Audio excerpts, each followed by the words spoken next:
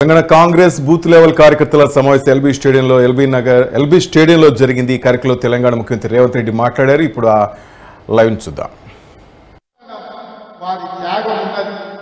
మరి వారి బిడ్డ వారు ఈ దేశం కోసం ఏ త్యాగానికైనా సిద్ధమైన రాజీవ్ గాంధీ గారు మరణిస్తే వీర మరణం పొందితే తమిళనాడులో శ్రీపెరంబదూరులో నేల కొట్టితే శ్రీమతి సోనియా గాంధీ గారు భయపడలేదు. ఇద్దరు పిల్లల్ని సంఖలో పెట్టుకొని 100 కోట్ల ఆనాడు ఉన్న జనాభాను ఈ దేశం అనాథ కాకూడదు, ఈ దేశం బలమైన నాయకత్వం ఉండాలి, నా దుఃఖం దిగబెట్టుకుంటాను, ఈ దేశ ప్రజల కోసం త్యాగం చేస్తానని శ్రీమతి సోనియా గాంధీ గారు ముందుకొచ్చి కాంగ్రెస్ పార్టీకి ఈ దేశానికి నాయకత్వం వహించి తిరిగి మళ్ళీ కాంగ్రెస్ పార్టీ అధికారంలో తీసుకొచ్చింది.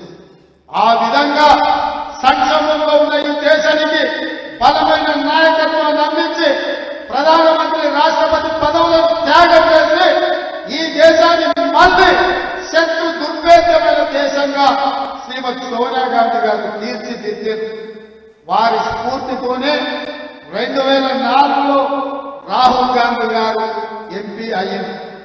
నేను అడుగుతున్న మిత్రులారా, చాలా మంది మొదటిసారి ఎమ్మెల్యే అయినప్పుడే 6 నెలలు తిరగకుందే నన్ను ఎవరు మంత్రి చేస్తలేరు, నన్ను ఎందుకు ముఖ్యమంత్రి చేస్తలేరు అని అడిగే రోజులు.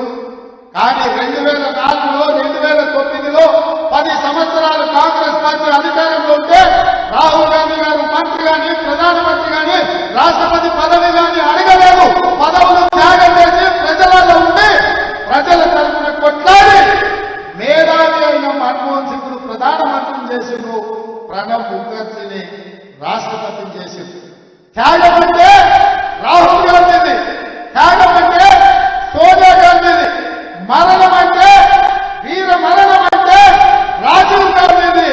ఈ దేశం కోసం ప్రాణాలు ఇవ్వడం అంటే రక్తం దారమయడం అంటే అది ఇందిరమ్మ త్యాగం. త్యాగం అంటే మేము, త్యాగం అంటే మా నాయకుడు.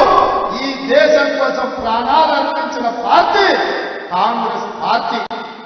ఈ దేశానికి స్వతంత్రం ఇచ్చిన పార్టీ కాంగ్రెస్ పార్టీ. 4 కోట్ల తెలంగాణ ప్రజలకు తెలంగాణ ఇచ్చిన పార్టీ కాంగ్రెస్ పార్టీ. నేను అడుగుతున్న మిత్రులారా, ఇవాళ భారతీయ జనతా పార్టీ నాయకులు మాట్లాడుతున్నారు, అఖండ భారత్ అంటున్నారు. అఖండ భారత్ కోసం 100 కోట్ల ప్రజల కోసం స్వతంత్రం కోసం ప్రాణాలు ఇచ్చినప్పుడు మీ దగ్గర ఉన్న నరేంద్ర మోదీ మీరు కాదు కదా, కనీసం మీ పెంపుడు కుక్కైనా ఈ దేశం కోసం త్యాగం చేసిందా నేను అడుగుతున్నాను. ఈ దేశ స్వతంత్రం కోసం కొట్లాడింది కాంగ్రెస్, ఈ దేశానికి స్వతంత్రం తెచ్చింది కాంగ్రెస్, ఈ దేశం కోసం ప్రాణాలు ఇచ్చింది గాంధీ కుటుంబం. నేను అడుగుతున్న బీజేపీ నాయకులను, కాంగ్రెస్ దేశ స్వతంత్రం కోసం కొట్లాడిన రోజు మీరే పొయ్యిలో పడుతున్నారని నేను అడుగుతున్నా. ఇవాళ ఈ దేశ సమగ్రతను కాపాడడం కోసం ముస్కర్ల తుపాకీ కూటాలకు బలైపోయి మానవ బాంబుల పేరులో మీరు మరణం పొందినప్పుడు మీరంతా ఎక్కడున్నారు? మీ నాయకులు ఎవరైనా ఈ దేశం కోసం ప్రణాళిక ఇచ్చిందని బీజేపీ నాయకులను నేను అడుగుతున్నా. అట్లాంటి బీజేపీ ఇవాళ గాంధీ కుటుంబం మీద ఆరోపణలు చేస్తారు. సోనియా గాంధీ గారికి, రాహుల్ గాంధీ గారికి ఈడీ నోటీసులు, ఇన్కమ్ ట్యాక్స్ నోటీసులు, సిబిఐ కేసులు పెడుతున్నారు. నేను అడుగుతున్నా సోదరులారా, ఈ దేశంలో 3 తరాలు ప్రధానమంత్రిగా చేసిన జవహర్లాల్ నెహ్రూ, ఇందిరాగాంధీ, రాజీవ్ గాంధీ ఈ దేశ ప్రధానమంత్రిగా చేస్తే ఇవాళ ఉండడానికి సొంత ఇల్లు లేని కుటుంబం ఏదైతే ఉందో అది గాంధీ కుటుంబం.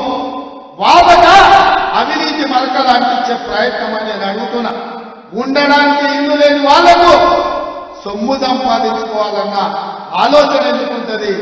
దేశం కోసం ప్రాణాలు ఇచ్చిన గాంధీ కుటుంబాన్ని ఇవాళ మోడీ ప్రభుత్వం అక్రమ కేసులు పెడుతుంటే నేను అడుగుతున్న ఈ దేశ పౌరులను, నేను అడుగుతున్న మా మిత్రులను, తెలంగాణ బిడ్డల్ని, మన తెలంగాణ రాష్ట్రం ఇచ్చిన గాంధీ కుటుంబాన్ని మోడీ అవమానిస్తుంటే ఆ మోడీ పార్టీని ఈ తెలంగాణ గడ్డ మీద గెలవనిద్దామా పొందబెట్టమా?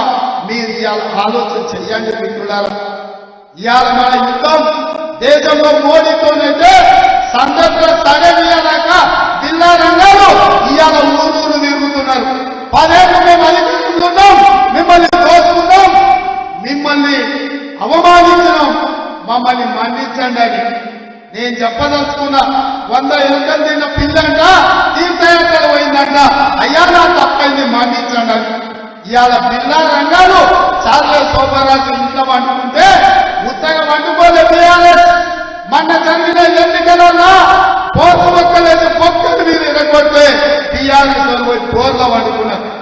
ఇవాళ ఓడిపోయి సిగ్గు లేకుండా మళ్ళీ వీధుల్లోకి వచ్చి కాంగ్రెస్ పార్టీ ఇచ్చిన హామీలు అమలు చేయలేదని అంటున్నారు. నేను అడుగుతున్నా, మనం వచ్చి సరిగ్గా 50 రోజులు కాలేదు. ఎన్నికలకు వెళ్ళినప్పుడు ఏం చెప్పినాం మిత్రమా? నేను ఎన్నికల ప్రచారంలో ప్రతి సభలో చెప్పినా ఖచ్చితంగా డిసెంబర్ 9, 2023 నాడు ఇందిరమ్మ రాజ్యం ఏర్పడుతుంది, ఎల్బీ స్టేడియంలో ప్రమాణ స్వీకారం చేస్తాం, సోనియమ్మ వస్తుందని, సోనియమ్మ సమక్షంలో ఇక్కడనే ప్రభుత్వాన్ని ఏర్పాటు చేస్తామని చెప్పిన మాట నిలబెట్టుకున్నామా మనం? మీ అందరి సహకారంతోనే కదా ఇదే ఎల్బీ స్టేడియంలో సోనియమ్మ సమక్షంలో మన ప్రభుత్వం ఏర్పడ్డది. ప్రభుత్వం ఏర్పడ్డాక 100 రోజుల్లో మన హామీలు అమలు చేస్తామన్నాం. ఇవాళకి 50 రోజులు కూడా కాలేదు, అప్పుడే జిల్లా రంగాలు ఇద్దరు బయలుదేరి రేవంత్ రెడ్డి ప్రభుత్వం అబద్ధాలు చెప్పింది. రేవంత్ రెడ్డి ప్రభుత్వం ఇచ్చిన హామీలు అమలు చేయలేదు. ఇంతకుముందే మా మిత్రుడు పొన్నం ప్రభాకర్ గారు చెప్తారు, మనం బస్సు ఉచితంగా ఏదైతే ఆడబిడ్డలకు ప్రయాణం మొదలు పెట్టినామో 10.5 కోట్ల మంది ఆడబిడ్డలు ఇప్పటి వరకు బస్సులో ఉచితంగా ప్రయాణం చేసిందని చెప్పిండ్రు. మీరందరూ ఆడబిడ్డలకు తెలంగాణ నలుమూలల ఉచిత బస్సు ప్రయాణ సౌకర్యాన్ని ఏర్పాటు చేసినందుకు సోనియమ్మకు కృతజ్ఞత చెప్పుకోవాల్సిన అవసరం ఉంది. ఇవాళ రాజీవ్ ఆరోగ్యశ్రీ పథకాన్ని 10 లక్షలకు పెంచి అమలు చేస్తున్నాం. ఫిబ్రవరి మొదటి వారంలో మీ అందరి అభిమానంతో ఇంకో 2 పథకాలను అమలు చేయడానికి మీ ప్రభుత్వం, ప్రజా ప్రభుత్వం సిద్ధంగా ఉన్నది. తగ్గమన్నారా? మీ రామ